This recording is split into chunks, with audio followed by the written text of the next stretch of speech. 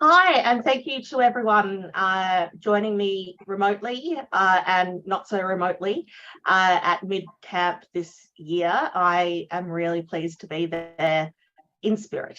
So thank you very much for coming to this session. There's opportunities for questions at the end, and you can always reach out to me via Twitter if you would like to, or via email. That very, 20th century technology. So today I will be talking about mobile accessibility, building accessible mobile sites and native apps for accessibility.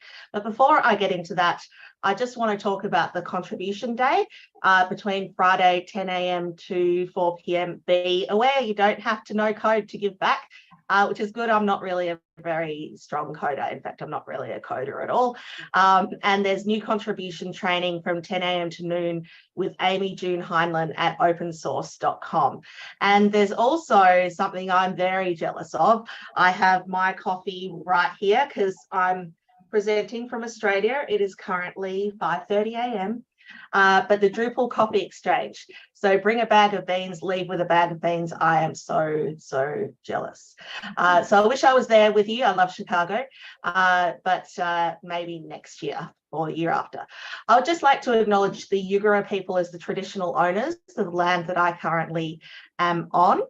And also to let you know that you can access this presentation via the MidCamp website, which has a PowerPoint, but also on pz.tt/mobile23. And that's also something I want to say is I say mobile, you guys say something like mobile. I don't know. I can't say it. That's why I say mobile 23. So pz.tt/mobile23, and that will be put in the chat. So before I get started, I just want to introduce you to my team. That's about 2/3 of it, and that was in 2018, which seems like last year, but really was 5 years ago, but let's not talk about that. When I started Accessibility Oz, I'm proud to say we just turned 12. We wanted to support people with disabilities by providing employment opportunities as well as just making websites accessible and things like that. And so we actively hire people with disabilities. About 20% of the population has some kind of significant disability, not that you would necessarily know. They're often hidden in plain sight. And so at this point, about 60% of my staff had some kind of significant disability, and we're at 65% now. So some of the people with disabilities that we have employed include people with dyslexia, moderate vision impairment, severe vision impairment, epilepsy, migraines, physical impairments, fibromyalgia, multiple sclerosis, Crohn's disease, PTSD, and Asperger's. So one thing, if you're new to the accessibility world, is that it's not just about vision impairments, and you aren't necessarily going to know if someone has a disability just by interacting or talking or looking at them. So a little bit about me. I started in 1998, long time ago. Of course, started when I was 5 years old. I worked on the first accessible website in Australia, and I created Australia's first automated accessibility testing tool. I was an invited expert to the W3C WCAG 2 working group. I worked with them for 6 years, and then I spent some time working on the Melbourne 2006 Commonwealth Games. Then I spent 5 years managing usability and accessibility services at Monash University. So I've been on both sides. I've been on the private industry side, and I've been on the actual, engaging people side. So I know what it's like. And then 12 years ago, I founded Accessibility Oz. We released AusPlayer, our accessible video player, in 2013, released AusArt, our automated accessibility testing tool, in 2014. I spoke at the United Nations on the importance of web accessibility in 2015, nominated for Australian Ear of the Year in 2016, and inducted into the Centre for Accessibility Hall of fame as the Accessibility Person of the Year in 2019. And the one thing that is missing from that, because as we know, the world ended in 2020, was these guidelines that I'm going to talk to you about were released in early 2020, January 2020. I say that they had no relation at all to the spread of COVID, but you'll have to take my word on it. So a little background on these guidelines. So why did we develop this methodology? So we need to go back to basically 2017, where we got together at what we call the ICT Accessibility Testing Symposium, which is really aimed at accessibility testers. And at the end of this conference every year, we have what is called a town hall, where we talk as an industry about what we feel is missing from the industry. And in 2017, we'd been waiting for several years for WCAG 2.1, WCAG being the Web Content Accessibility Guidelines that you need to follow to make sites accessible. And we really were struggling with the fact that basically mobile accessibility wasn't really being addressed. And so what we did is we got together as a committee, and everyone, all the different accessibility companies had their own mobile guidelines, and we basically amalgamated them all into one set of standards, and we released them in 2018.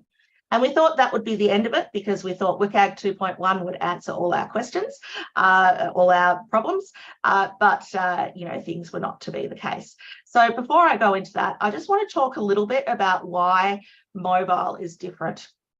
So mobile is different to desktop. And when I say desktop, I mean PC, laptop, Mac, anything that basically is not a mobile device. So mobile or tablet device, what we're used to sort of sitting at a desk and working on. Mobile has things like native screen readers, TalkBack and Android, and VoiceOver on iOS, whereas VoiceOver is native to Macs. But when it comes to Windows, there really are a variety of different screen readers, and so there's a whole kind of range of different ways that people can access content, and how it's very different how those screen readers interpret content. There's also things like volume control, which is used, of course, it's on desktop as well, but it's used a lot more on mobile devices. You have a haptic, so a vibrational keyboard, you have visual as well as auditory, as well as vibrational notifications, and not just those really annoying sounds when you get emails on your desktop, where there's really a reliance on those types of non-visual notifications that you don't have on desktop. There's screen rotation. As you will know, we all look at screens on desktops as an orientation of landscape, unless you are my father, who decides to turn it so it's an orientation of portrait. But on mobile, it's a portrait orientation. You have mono audio, so listening to audio only on one side. Voice control, so you can actually control your mobile devices with saying, go to the search bar. Increased text and display size, reduction of motion, zoom, and things like the reader view and the simplified view. Now, desktop often has some kind of iteration or a type of these things, but what's really different is that these features are very commonly used by the general population and not just by people with disabilities. So people who would never identify as having some kind of disability would be quite happy to increase text and display size. In fact, my stepmother, for example, she's getting older and she's losing her sight, and she is an avid reader, and she reads all her books on her iPhone now because she can't read it in print. Now, she could get large print books, but they're few and far between. And instead, she reads everything on her mobile phone by increasing the text so it's something that she can read. Now, she would never identify as someone with a disability and never perhaps seek out those assistive technologies on desktop, but it basically is something that is more commonly used by mobile and the general population. So let's talk about WCAG 2.1. So before we talk about WCAG 2.1, And I just want to say WCAG was released in 2008, which is the Web Content Accessibility Guidelines, and 2.1, it was an iteration that was released in 2018. So basically, one of the things that really was problematic with WCAG was that it didn't really address mobile accessibility. And, that's because it was released in 2008 and the first iPhone was released in 2007. And I am watching the TV show Revenge, please don't judge me. And it's set in 2011, 2012, and everyone's using Blackberries, or as they were known, Crackberries, because they were as addictive as crack. And they were really the precursor of the iPhone. And I must say, I did not actually have one. I'm very proud of that fact. But the thing is that, even in 2011, 2012, people weren't using iPhones. It really took, or Android devices. I mean, they weren't even around back then. So, there really wasn't this concept of how we use mobile devices as we do today, things like native apps. And the best example, if someone really corners you and says, give me an example, is keyboard accessibility. So WCAG 2 says that sites must be accessible to the keyboard user. However, it does not specify that it should also be accessible to the touchscreen user or to the mouse user, for example. And so that's something that, really was something we didn't really even think about. We thought that people were only ever going to interact with the web through a desktop, through a keyboard and through a mouse. And touchscreens were for people who had disabilities. And that's actually really interesting. If you look at a lot of the features that we take for granted and that are, basically improving everyone's lives, they often started as assistive technologies. Even Alexander Graham Bell, who started the telephone, who invented the telephone, did so that he could talk to people who are partially deaf. So this is something that, is a very interesting aspect of accessibility. So WCAG 2.1, which was an iteration of WCAG, definitely built on that and did include criteria related to touchscreen, so pointer gestures, sensors, small screen devices, orientation, etc. But it still didn't cover all the user needs related to mobile accessibility. And the best example for you, once again, if you get cornered by that very annoying person, is touch targets. So in all the methodologies that we merged for the first iteration of the mobile accessibility guidelines, every single company that had their own mobile guidelines had a requirement around touch target size. So touch target size is, for example, hopefully you can see this, basically the touch target of an actionable item.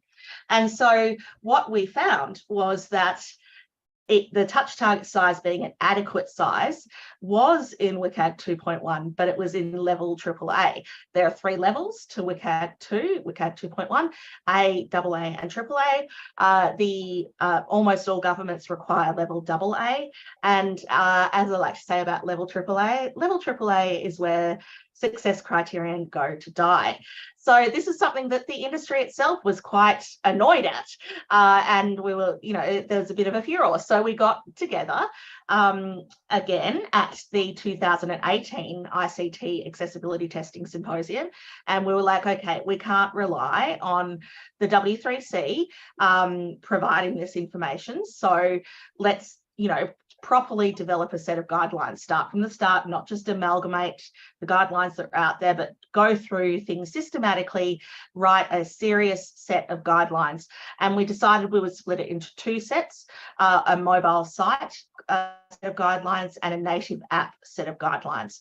And so that's how this methodology came about.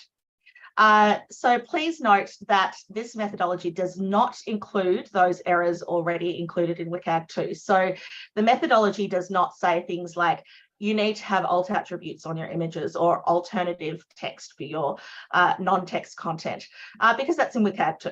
But it does include the things that are in WCAG 2.1, because we thought there were organisations who were interested in mobile accessibility who perhaps hadn't moved to WCAG 2.1. So basically, it does include things like orientation, and we do require touch target size, adequate touch target size, even though that's at level AAA. so the methodology is slightly different to WCAG 2.1, but it's very clear when we are referencing a WCAG 2.1 error and how our methodology differs.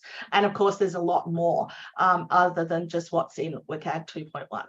So you can download the guidelines at bit.ly/3, capital A for Apple, lowercase d for Denver, uppercase D for Denver, lowercase g for Jubilee, lowercase g, sorry, not J, not G, J for Jubilee, lowercase j for Jubilee, uppercase P for Peter. So that's bit.ly/3, capital A, lowercase d, uppercase D, lowercase j, uppercase P. Now, this is actually hosted on the Accessibility Oz website, even though a range of different accessibility companies were involved, all the large accessibility companies in the world, because we use them a lot and I keep finding typos. And so I kept emailing the ICT Accessibility Testing Symposium saying, hey, can you just update the guidelines? I found this, missing comma, and they just got sick of me and they're like, just host it on your own website and we'll link it to you. So that's why it's on our website. I absolutely assure you it is not just the Accessibility Oz guidelines. A lot of people are using them now. Okay, so let's talk about some other mobile issues. So one of the things that you need to be aware of with WCAG 2 is zooming to 200%, and that should already be included in regular testing.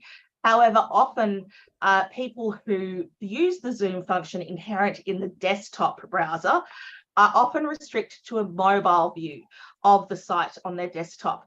So therefore, it is absolutely essential that functionality is not removed due to what we call a variation in the page. But what we really mean is if you have different content or lesser content on your mobile site than you do on your desktop site, say you hide content, then you really are going to make sure that you are falling foul of these users. So it's absolutely essential that the same content that's on your desktop is the same content that's on your mobile version of the site. And we're talking about responsive websites. And if you like responsive, I don't know what you're doing at a developer conference, but I will explain that term.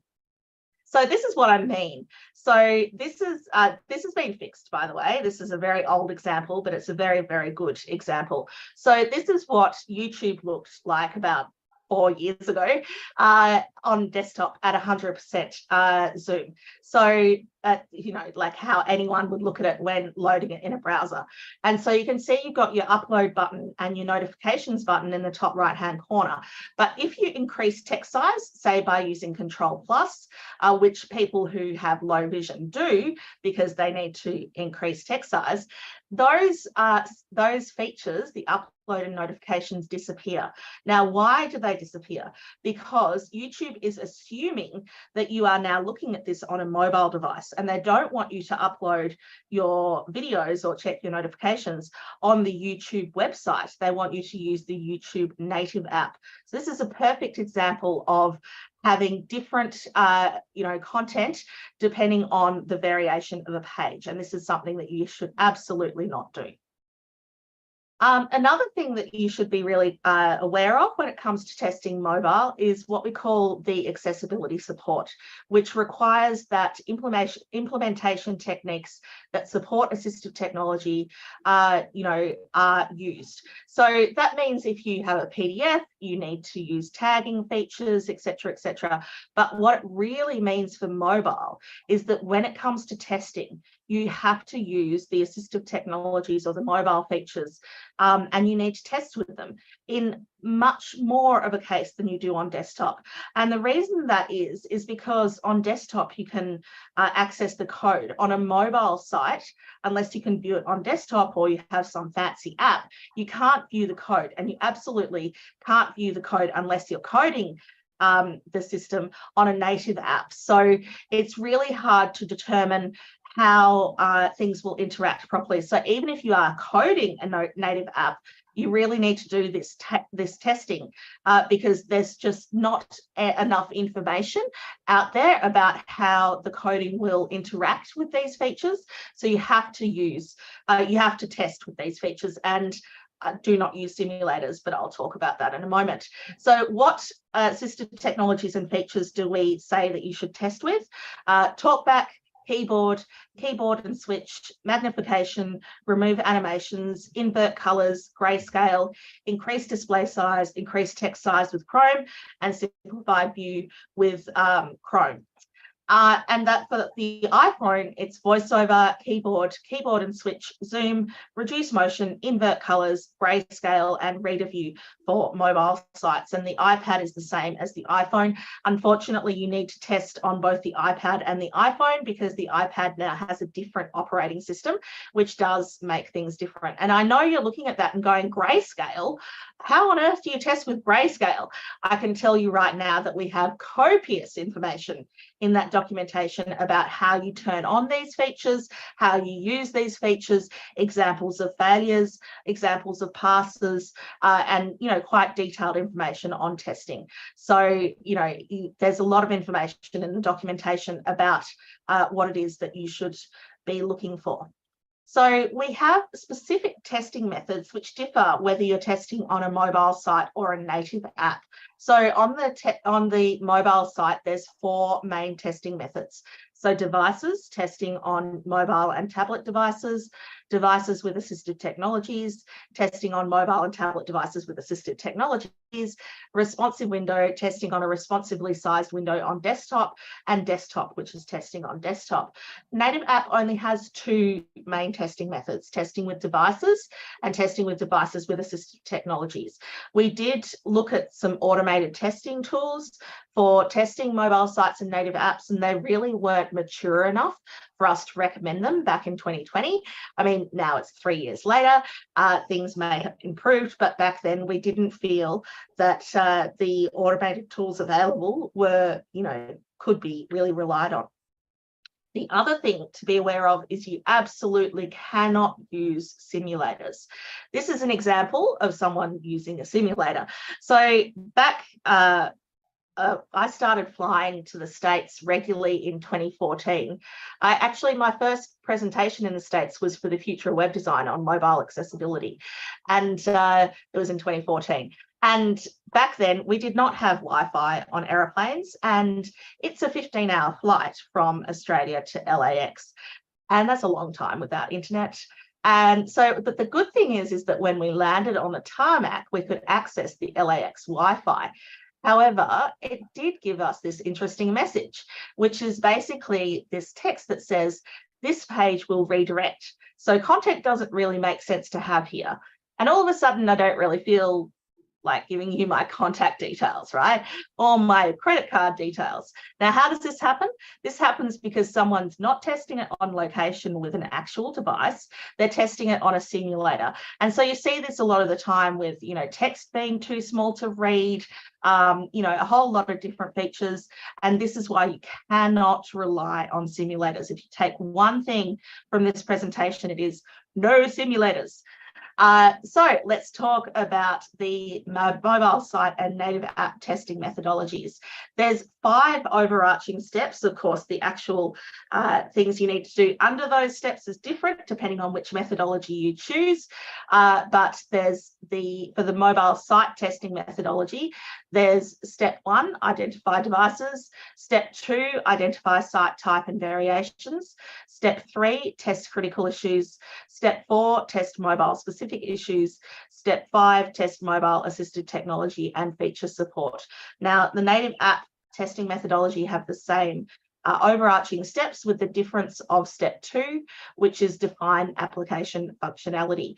And I do want to say, I understand that this is a development camp, and this is a testing methodology, but absolutely it can be used as a development methodology. And that's something that we're hoping that we'll be able to do, is convert it into a development methodology. But there's still a lot of information that you can get there. In fact, we'll be asking for volunteers. So anyone who wants to turn it into a dev methodology, please contact me.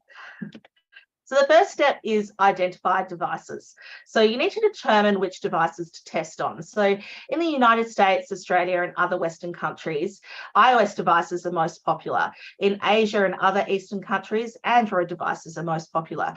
If you have any analytics system, have a look at who's using your site and what devices they're on. But that's something just to go by. Be aware that there's a huge number of Android systems. There's different combinations of Android operating systems and browser combinations. It's not possible to test on all of them. And so one of the things that we found in our testing is that if you're testing with a Samsung device, you can't test with the internet browser app that comes pre-packaged with the Samsung phones. It's better to download Chrome and test with that. So whatever you do, whatever system you're using when it comes to Android, it's best to download Chrome and test with that. Be aware that even if the site is a desktop site, people will still use the site on mobile. The devices have a way to say show desktop site, and people, especially if they think content is missing, will actually choose that particular option. So be aware that if you have a site that you think, no one's ever going to use this on mobile because I have my own separate mobile site, they're still going to use that desktop site, and you still need to test it and develop it appropriately. So also be aware that there are assistive technologies that operate on desktop and mobile that are called the same, such as VoiceOver. But if you've tested VoiceOver on Mac for your mobile site, you cannot assume that you have tested appropriately VoiceOver on iOS. So you have to test both. And there's some really great information about screen readers if you're interested in the WebAIM screen reader survey. Be also aware that Samsung likes to do things differently. They have an additional screen reader called Voice Assistant. However, TalkBack is still available, and people who really know about screen readers are likely to keep using TalkBack. But people who are maybe sort of new to the devices or new to needing a screen reader may use Voice Assistant. So you may want to look at testing with that as well if you have a lot of Samsung users. And Amazon Fire uses a different screen reader called VoiceView, and that's something else that you might want to test with if you've got a lot of users who are using a Kindle or something like that. So what we recommend is that you test with an iPhone, an iPad, and an Android phone. And if you're testing a mobile site, then it's Safari, and Chrome. And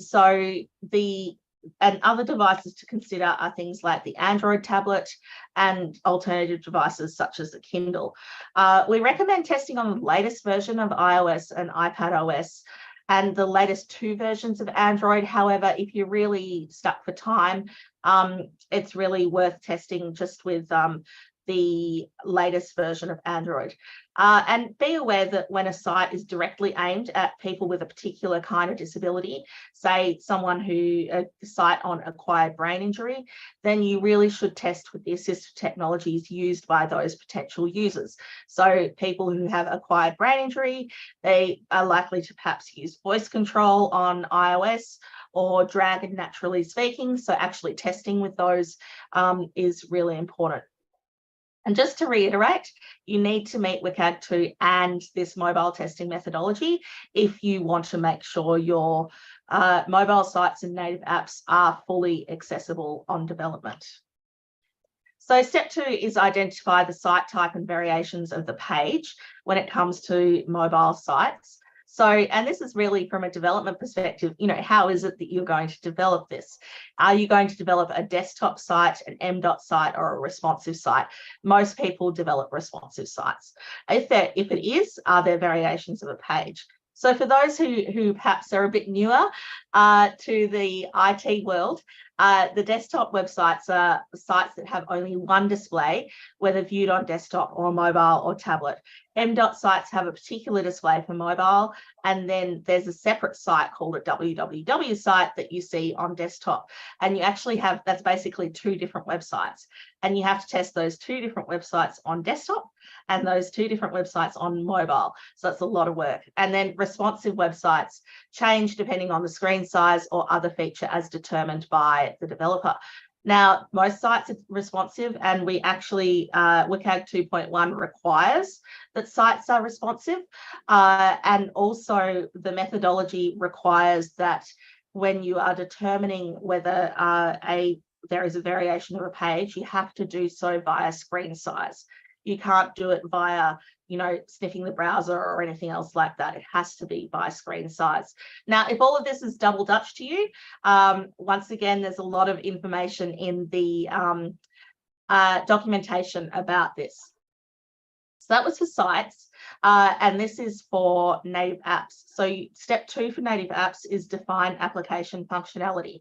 So through your understanding of the purpose of the native app, define which functionality is critical to its purpose and use and must be tested for efficacy, operability, and workflow from a user experience perspective. So ask the question, how would the experience be impacted if the functionality failed, the content could not be reached, and/or the experience caused a barrier to the user? And then prioritize. So all functionality should be accessible within the native app. However, it's important to define and include the critical functionality for each individual app to be prioritized in testing.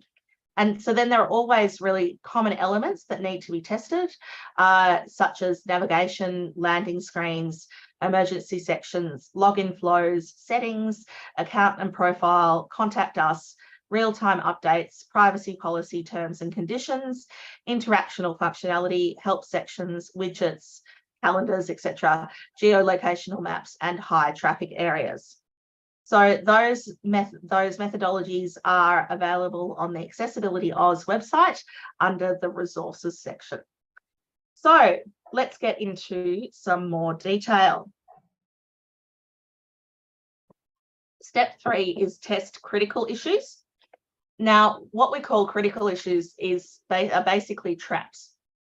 A trap is when a user is trapped within a component and cannot escape without closing the browser or the app. And there's many more traps in mobile sites and native apps than in desktop. So we have identified 5 traps: exit trap, swipe scroll trap, text-to-speech trap, headset trap, and layer trap.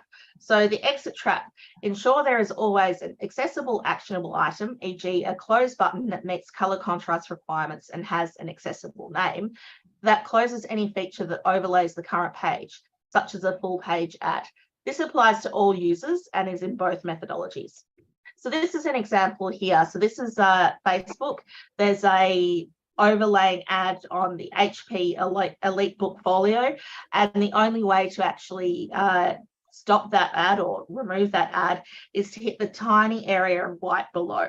The URL isn't editable and the back button doesn't work. So this is an exit trap. The only way to close this is to close the app and start again. This is another very common example, basically a dark UX pattern. So the close button here on your little pop-up saying, hey, buy this thing because we're having a fall sale. The little close button doesn't meet color contrast requirements or touch target size requirements. And you might say, oh, but you can just tap outside the pop-up to close the pop-up. But of course, there are some users that can't do that. So this is an example, once again, of an exit trap where a user has to close the browser and start again. This is a swipe scroll trap. Ensure you do not override standard mobile touch functions, such as swiping, scrolling, etc., on the majority of the page. This applies to touch users, and the methodology is both methodologies. So I call this the Zoom of Doom. This was actually an example in my very first mobile presentation, in New York. This is definitely been fixed now, and we don't actually see this issue all that often, but it still happens. But basically you have a map that takes up almost the entire page, and the only way to scroll the page is to hit these very small areas of white. Otherwise, if you don't, you end up finding that you are scrolling the map. And then we have a text-to-speech trap. Just 1 second. Text-to-speech trap. If the app has an ability to provide content via text-to-speech, the screen reader user must be able to pause or stop the app speaking in a simple manner, for example, by performing a swipe on a screen. So this applies to screen reader users, and it's only found so far in the native app methodology. So basically this is Pocket. I believe they've fixed this now, but basically you can press play on an article in Pocket. Pocket saves all your articles, and it will read that article to you. But once activated, the screen reader users cannot stop the text-to-speech very easily. Why is that important? Well, screen reader users rely on the audio of the screen reader to navigate.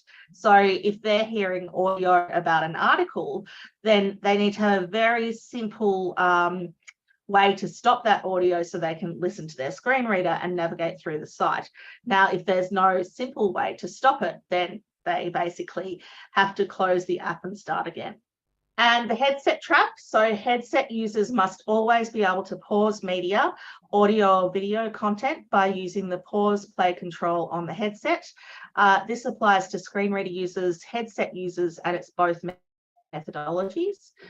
So this is an example here where you've got a pop-up video at the bottom of a website. I don't know who thought that was a good idea. And you have an ability to mute the video with a little mute button. However, once again, as I was saying, the screen reader audio is how people who are vision impaired rely on navigating through the site. So if there is audio overlapping that, then they can't easily mute the content. And lastly, layer trap. So the user should not be trapped on a non-visible layer. This applies to all users, but it's mostly encountered by screen reader users and sometimes keyboard users. And this is both methodologies. So this is an example here. You've got a website and you open the menu, which overlays the page. But for screen reader users and keyboard users, they are stuck on the underlying page. They can't access the menu content. So keyboard users can't do anything at all. They can't see where their keyboard is. They can't close the menu content. Screen reader users, can't access the menu content. So that's another trap. And then we have mobile specific issues, and they're broken into a variety of categories. So the first category is alternatives with 9 requirements. Motion, interaction and gesture, touch gestures, geolocation, change of state, audio cues, status messages, abbreviations, summary of content, and ambiguous text. So let's see an example from the document. So this is the touch gestures requirement. So any touch gesture must have an alternative, accessible, actionable item. And this is very similar to 2.5.1 pointer gestures in WCAG 2.1. So examples of touch gestures are things like swiping up and down or left and right, dragging up and down or left and right, double tapping, tap and hold, tap and swipe, 2-pinch zoom, and press and long hold. And examples of an alternative accessible gesture is a link, a button, a drop down, or a separate page with the same functionality. So then all the requirements have an about this requirement section, which explains why we have included it. And so the about this requirement for touch gestures is this requirement is particularly important for screen reader users. For example, if you require your user to swipe right to complete a purchase, when the screen reader is on, the swipe right gesture moves you to the next focusable item and doesn't complete the purchase. You must be able to perform the same action by using a link, an up or down swipe, or some other gesture. Please note that this requirement is similar to the exit trap requirement. A failure of the exit trap requirement is that a user cannot escape from content or a page. A failure of the touch gestures requirement is that the user cannot choose content or a page, i.e. they are not trapped. And then we have a how to test section, identify any site controls. If they require any of the following gestures, is there an accessible actionable item provided as an alternative? So swiping up and down or left and right, or dragging up and down or left and right, double tapping or 2-pinch zoom, tap and hold or tap and swipe, and press and long hold. So this is an example. So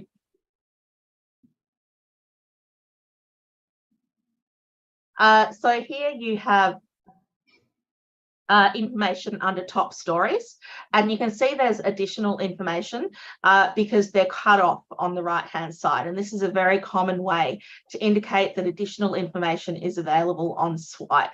However, there is a link that says see more at the bottom of those examples, which gives you all that information on one page in a linear format. So that's a way that the alternative is provided on another page.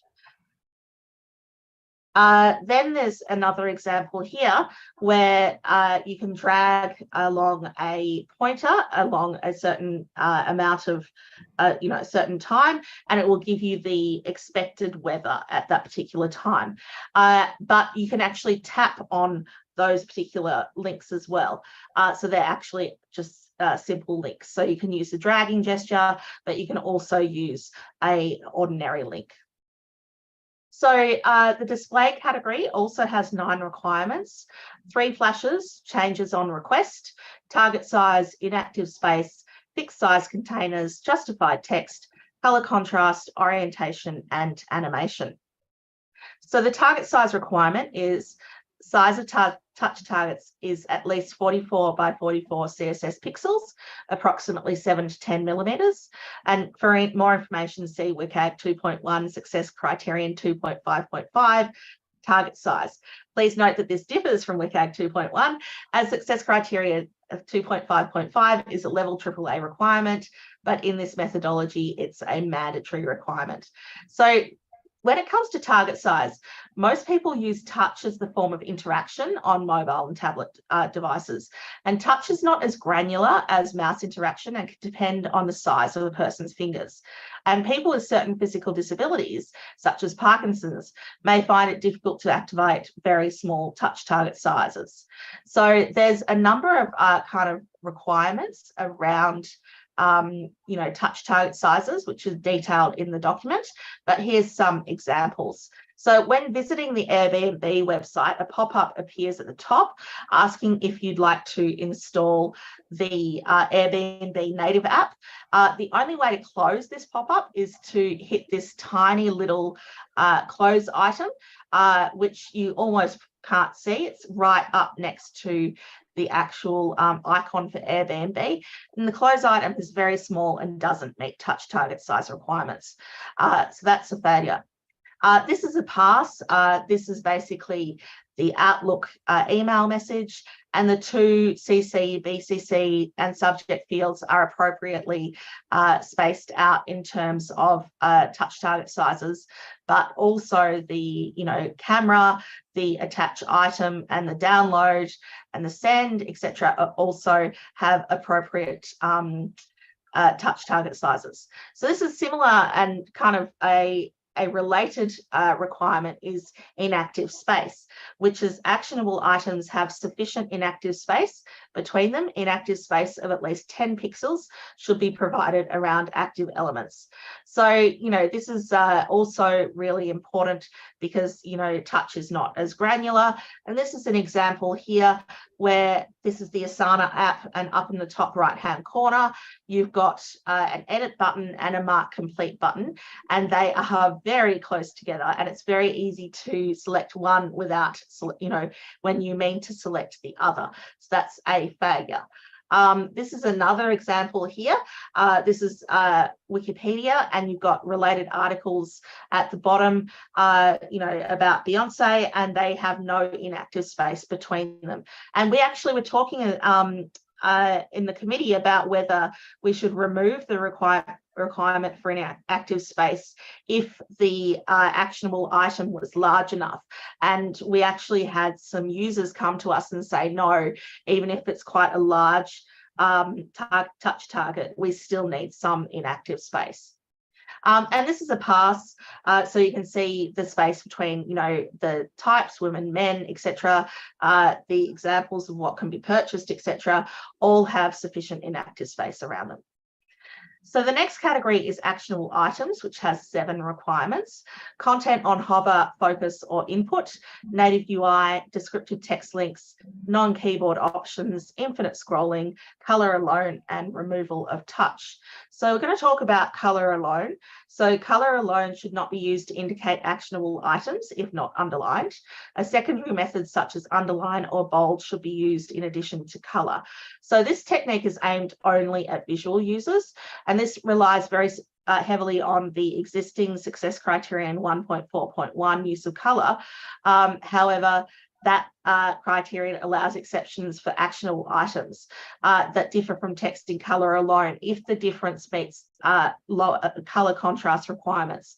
Now, mobile devices are by nature mobile and are used in a variety of environments, including full sun and full darkness. And so that means that color differences that might be obvious on desktop are not necessarily as obvious on mobile devices. And in addition to this, actionable items on desktops provide feedback to the user when the user mouses over them at the minimum the cursor changes or tabs to them.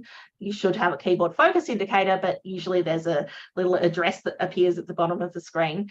But that information is not available on mobile devices. They don't provide that kind of feedback by default. So that's why this is more important on mobile than on desktop. And so this is an example here, very confusing example from the Commonwealth Bank, where you have call Michael, call Matthew, and call for Oz, which are links.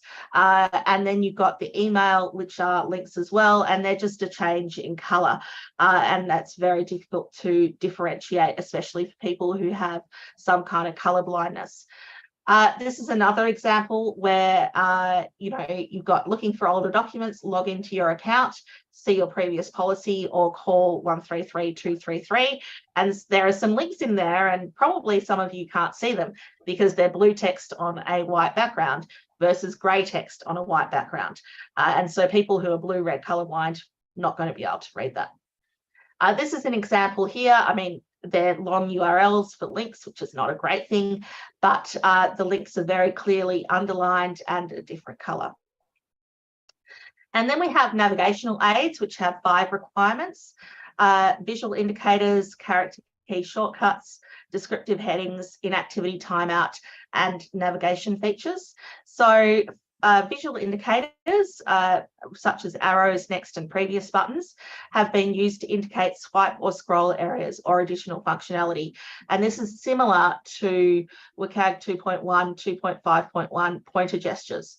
So this is also about how there's less feedback presented to the user as to the functionality available. And this is a good example. So here you have the BBC app, and if you swipe from right to left, it moves to the next tab. However, there's no visual indicator that that's actually what is available. So you need to provide some kind of indicator that that functionality is available. This is another example here with a health app, and you've got the dates along the top, and there's no indicator that you can swipe along the top to get additional dates. This is a pass. This is what I mentioned before, where you have the images cut off slightly, and that is a visual indicator to show you that the swipe feature will show you additional content. Then we have audio and video, which have 3 requirements: transcript, captions, and live audio and video. So there is a requirement that all video and audio have an accessible transcript. So people who are deaf or hard of hearing are reliant on captions, and people who are vision impaired or blind are reliant on audio descriptions. But there are some users who can't interpret either of those features, who are perhaps deaf-blind, or the video player itself is not accessible. So you need to provide information to information of the video to them as well. So this is an example from CW, the case of The Dark Storm by Nancy Drew. There is no text transcript alternative. There's just a description of the episode, which is one line. This is something else to be careful about as well. This is a video which has a transcript, which sounds good, but it's actually just a transcript of the speech. So this happens a lot where people just give you in the transcript just the captions content, and you have to include the audio description content as well. And this is an example here of a full transcript. It's a 3-second or a 5-second video. And basically it's about a particular toe extension, you know, when I dislocated my toes. And it's the transcript is: sit in a chair with your feet flat on the floor, take a deep breath in and lift your toes up and hold the position, then relax. And so that's exactly what is said and what is shown on the video. And then we have forms, which have 7 requirements: captures, context-sensitive help, error prevention, position field labels, visible field labels, accessible name, and form and keyboard interaction. So the requirement for field labels is that field labels are positioned adjacent to their input field and appear closest to their respective input field in relation to other field labels and other input fields. And this is an example here where you've got a radio button that is actually closer to the no when it's actually the yes radio button. And the no radio button doesn't meet color contrast requirements. So that's one that's very easy to get mixed up. This is another example where there is a differentiation through borders to show, you know, where the fields are, but that's not really visible. It certainly doesn't meet color contrast requirements. And this is an example here where you've got the field labels much closer to their respective input fields. And so then you need to test mobile assisted technology and feature support. So basically it's all about how actionable items and content can be accessed and activated by the following assisted technologies, which we talked about before. So when I just want to give some examples of VoiceOver and TalkBack. So when you're testing these, then it's basically you have to make sure that all actionable items and content can be accessed and activated by VoiceOver on iOS. And this is an example of a failure where you've got your social media links along the top, and they're not read Facebook, Twitter, YouTube, Pinterest. They're read link, link, link, link. So that is a failure to watch out for. This is another example, which is a little bit more complex, where you have a new crossword, and if you activate the clue or you press enter on the clue, you don't get taken to that clue position on the crossword. It just swaps to a down clue instead of an across clue. So that's something that to watch out for as well. So what's next? Updates from WCAG 2.2, if it shall ever be released. So there have been some changes here around WCAG 2.2. So there's consistent help, so providing consistent help mechanisms, redundant entry, that information previously entered is auto-populated. For AA, it's focus appearance, ensuring the keyboard focus indicator is visible to all, focus not obscured, that the current keyboard focus is not hidden, dragging movements, dragging has an accessible alternative, target size minimum, targets have an adequate size, sounds familiar, doesn't it? That's in AA now. Accessible authentication, providing easy methods of authentication, and there are 2 additional AAA requirements, which is focus not obscured enhanced and accessible authentication enhanced. So we do want to incorporate those when 2.2 is released. There are also some additional assistive technologies and mobile features that we want to include, including voice control, increasing text size, font color from reader view, and testing with a mouse. We also want to review existing test cases. For example, the text-to-speech traps were only in the native app methodology. However, they've begun to occur on the mobile site, so we need to look into that. And we also want to remove some of the assistive technologies and mobile features because we find a lot of them generate the same results. So grayscale in iOS and Android, color inversion in Android, and invert colors in iOS, they always fail together or pass together, so they only need to be tested once. Reduce motion on iOS and remove animations in Android always fail together or pass together as well. And classic invert on iOS doesn't provide any additional testing information to smart invert. And then we want to create an online resource. These are currently Word documents, but of course it'd be better to be a website, which is searchable, easily updated, more likely to be used, and more accessible. So firstly, I'd like to say, please get involved. Please email us at mobile23@accessibilityoz.com if you would like to be involved. We desperately need volunteers. Don't feel that you don't know enough. If you are here, you've been to this presentation and you are interested, then you know enough. We learnt so much by doing this investigation, doing this research. So if this is something that you're interested in, then please do get involved.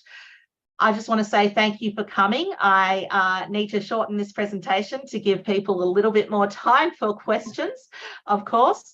And we'd also like you to provide your feedback. If you go to mid.camp/6894, then that would be great.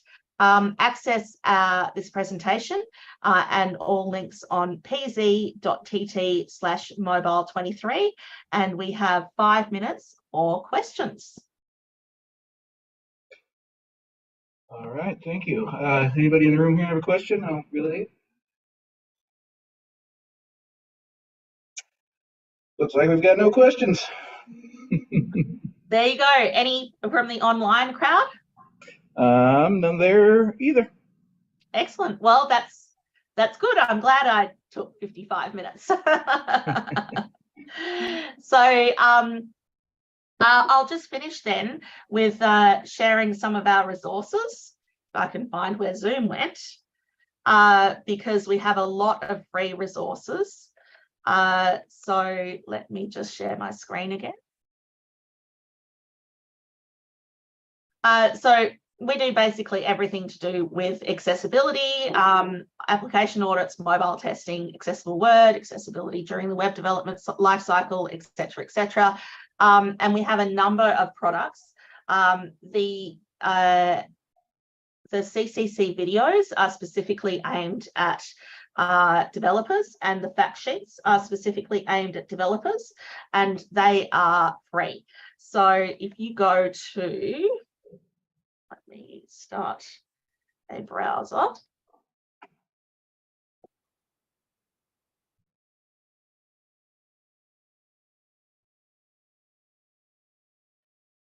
If you go to resources, we've got these CCC developer videos, which are on the topic of HTML forms and ARIA. They're all about 5 minutes each. So if you want to learn more, that's definitely one place to go. The other place to go are these fact sheets.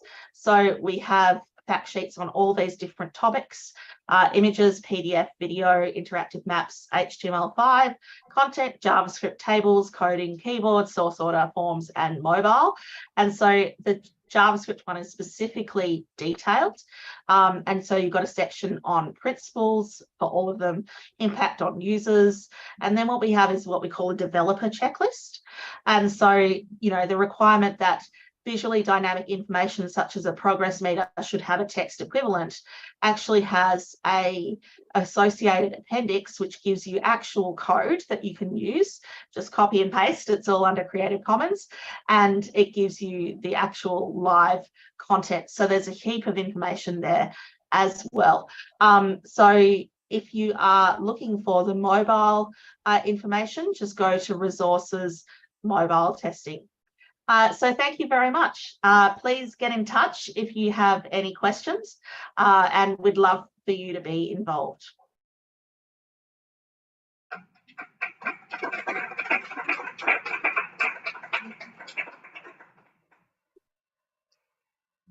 All right, thank you. Thank you. See you later.